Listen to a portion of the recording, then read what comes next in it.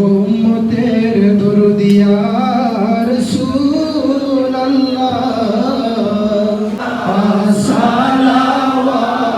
সালাওয়াতুল্লাহ নবী গো ও মায়ার নবীজি নবী আমার মরণে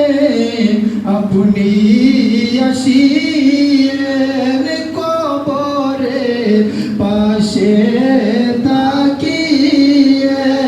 হাসরে সুপারিশ করিয়েন হাউজে কাউসার পিলায়েন ইয়া নবী